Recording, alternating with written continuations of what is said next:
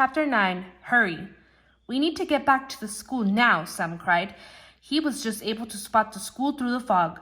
The top of the building peeked above the trees. That way, Lucy said. They raced through the woods. The trees seemed to howl. The branches rattled and the leaves shook. Sam's heart pounded. His legs hurt. He had never run so hard in his life. We're getting close. I can see the fence, Antonio said. They scampered up a small hill. At last, they crawled through the fence and burst out of the thick jungle. They now found themselves back on the playground, standing next to the swing set. Up ahead were the slides, then the monkey bars, and just beyond that, the school. Fog surrounded it.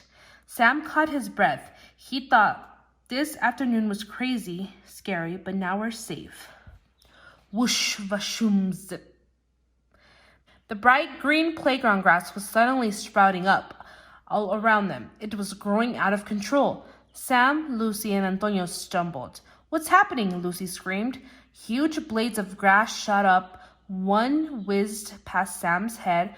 Each blade was 10 feet high. The friends huddled together. Then all of a sudden, everything stopped. Grass had grown up around them. Ahead of them was a long, winding path through the greenery. Sam's eyes were as white as silver dollar pancakes. He said, did our playground just turn into a hedge maze? They looked around. Sam was right. They were standing in the middle of a winding labyrinth with walls of grass and trees. We'll never get out of here, Lucy said. We have to find a way out, Sam said. Antonio grinned and reached into his pockets. Have no fear, I've got my lucky peanut butter and jelly sandwich. I'll leave a trail of breadcrumbs, he said. That way, even if we get totally lost, we can at least get back to where we started. Sam smiled. Good thinking. Now come on. Through the hedge maze we go. Chapter 10. Through the hedge maze. The walls of the hedge maze towered over Sam and his friends. Going through this maze is the only way back to school, Sam said. And if this whole swamp maze thing was a trap from the start, we really need to hurry, Lucy said. The monkey bars are on the far side of the playground, Antonio said. They are right next to the school rear steps. So we need to go toward the monkey bars, Sam said. Come on. The friends began to follow the winding path. Antonio dropped breadcrumbs as they walked. The dark maze snaked through the playground. Sam saw the same things he had seen during recess, the swings and the slides, but everything was different now. Grassy walls surrounded the playground equipment. The ground was mucky and wet. Vines crawled over everything. Rocking horses seemed to cry out as Sam walked past. Their springs squeezed and their eyes bulged.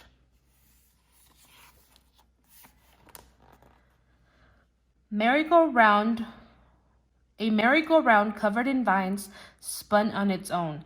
It creaked and howled with each turn. Finally, Sam spotted the monkey bars. We're almost to the steps, but getting there won't be easy, Lucy said.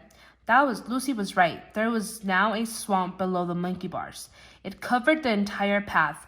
There was no way around it. Maybe we can swim across the swamp, Antonio asked. The last swamp almost ate me, Lucy said. Maybe this one is different, Antonio said. Lucy, Sam said, do you have anything in your backpack you don't need? Lucy opened her backpack. She dug past her school books and sunglasses and pulled out her neon yellow pencil case. Sam took the case. Let's see how the swamp reacts if we throw this in. He tossed the pencil case into the swamp. It splashed onto the muddy water and floated on top. Suddenly, a long, winding branch burst through the muddy surface. The branch grabbed the case and dragged it below. Sam, Lucy, and Antonio all gulped. Nope, Lucy said. This swamp's not any different. Then there's only one way across, Sam said, stepping up. He reached out and grabbed hold of a bar. It was covered in vines and moss. Sam took a deep breath. I'll go first, he said. Then he began to climb.